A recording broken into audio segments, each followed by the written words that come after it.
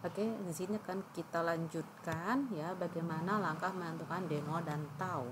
Nah, di sini ya untuk menentukan tau dengan rumus CP max steady state per CP minus steady state sama dengan 1 per 1 minus A pangkat minus K tau. Nah, di sini kita lihat CP max sudah ditentukan dan CP minimum steady state sudah ditentukan, sehingga kita akan bisa menentukan tau. Nah, tentukan D0 dengan menggunakan CP max steady state. Nah, kita lihat di sini ya CP max steady state sama dengan ya D0 per V sama dengan 1 per 1 minus E pangkat minus K tau ya dikalikan E pangkat minus KT ya. Jadi ingat di sini perbedaan tau dan T. Tau adalah frekuensi bergantung, T adalah waktu yang ditentukan, dan ini untuk melihat menentukan CP minimum steady state untuk mengecek apakah masuk MEC. Nah, untuk pemeriksaan lebih lanjut aturan dosis, maka sebenarnya kita bisa memakai yang rumus simple adalah CP average steady state. Kita lihat di sini ya, T setengah eliminasi antibiotik 3 jam dengan volume distribusi nyatanya kurang lebih 20% dari berat badan. Nah, range terapeutiknya ini kurang lebih 5-15 mikrogram per mililiter. Sedangkan toksisitas efek sampingnya ya, ini dilihat pada 20 mikrogram per mililiter. Maka hitung regimen dosisnya untuk dosis IV berganda ya dengan rentang sekian. Kita lihat, nah dari persamaan kita sudah tahu CP max-nya adalah 15, CP minimum steady state adalah 5. Kita anggap sama dengan 1 per E pangkat minus K tau ya.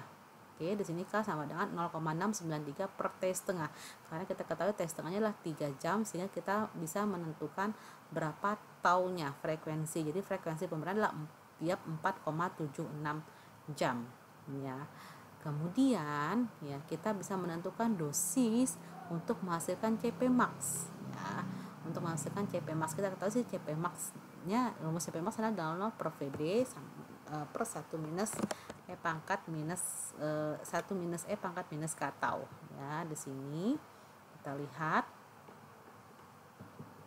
Nah, maka dengan demikian kita bisa menghitung D0 di mana VD-nya itu adalah 20% berat badan ya.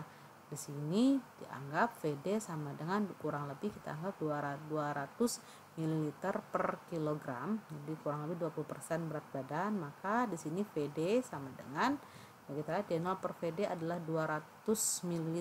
Ini kita anggap per kilogram 20% ya, ini 200 ya, kita anggap misalnya di sini karena maka kita di dalam satuan kilogram, maka akan ditemukan 2 mg per kilogram. Maka dosisnya adalah 2 mg per kilogram.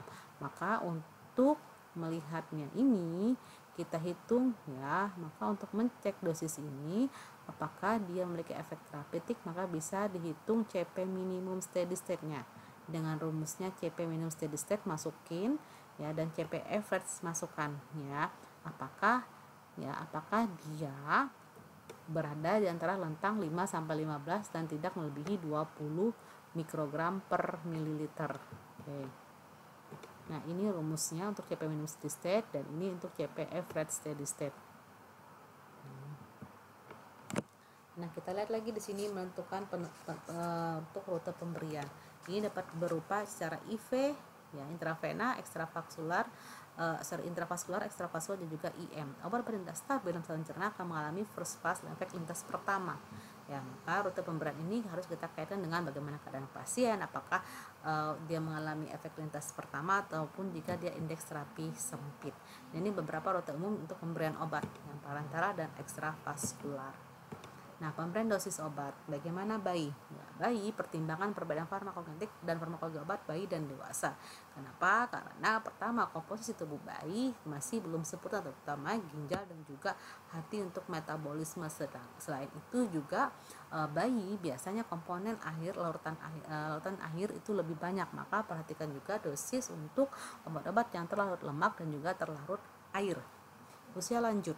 Nah, untuk usia lanjut, karena perubahan fisiologik akibat umur dan komposisi tubuh lansia berubah itu cukup banyak Ya, misalnya jaringan lemaknya pada usia lanjut itu biasanya lebih besar, maka tentu VD-nya akan berubah untuk obat-obatan yang larut lemak. Nah, konsentrasi obat bebas meningkat, ya. Kenapa? Karena ikatan protein obat kecil. Ya, maka kita tahu biasanya protein, ya, plasma protein pada manula pada orang lanjut usia itu sedikit, sehingga otomatis obat dengan ikatan protein yang cukup tinggi itu sangat diperhatikan, karena pasti kadar obat bebas itu akan meningkat drastis. Dan perfusi darah khusus itu lebih kecil, sehingga akan mempengaruhi fungsi pada absorpsi untuk obat-obatan tersebut. Kemudian bagaimana untuk ginjal? Nah, untuk ginjal ini laju filtrasi glomerulus pada orang tua itu tes setengah obat dan lebih ginjal akan menjadi panjang. Kenapa? Karena dia mengalami penurunan filtrasi glomerulus. Otomatis obat di dalam tubuh akan menjadi lebih lama, sehingga perlu dipikirkan ya untuk pemberian dosis pemeliharaan bagi orang tua. Nah, ini perbandingan clearance pada bayi baru lahir dan juga pada orang dewasa. Oke, ini kalian bisa baca. Nah, bagaimana untuk orang obes? Obes ini akumulasi jaringan lemak itu lebih besar, ya, sehingga kekebalan fungsi tubuh daripada kekebalan fungsi tubuh normal. Nah, proporsi keseluruhan cairan tubuh terhadap berat badan pada obes itu kurang dari berat badan ideal, sehingga tentu akan berpengaruh pada obat-obat yang terutama yang polar ataupun juga non polar, seperti misalnya obat-obat digoxin dan gentamicin. Ini merupakan contoh obat yang sangat polar, sehingga dia lebih terdistribusi ke dalam air. Nah, sedangkan untuk orang-orang obes itu kan lebih banyak cairan lemak, sehingga proporsi untuk air itu lebih sedikit. Otomatis kalau proporsi air sedikit, maka tentu konsentrasi akan semakin besar, sehingga kita ketahui bahwa digoxin itu sangat memiliki indeks terapis sempit, sedangkan gentamicin juga sangat berpotensi untuk menimbulkan toksik pada renal. Itu sangat perlu diperhatikan. Oke, sekian dulu penjelasan dari saya. Selamat belajar. Jika ada yang masih belum paham, kalian bisa tanyakan nanti pada saat Zoom meeting kita. Terima kasih. Assalamualaikum warahmatullahi wabarakatuh.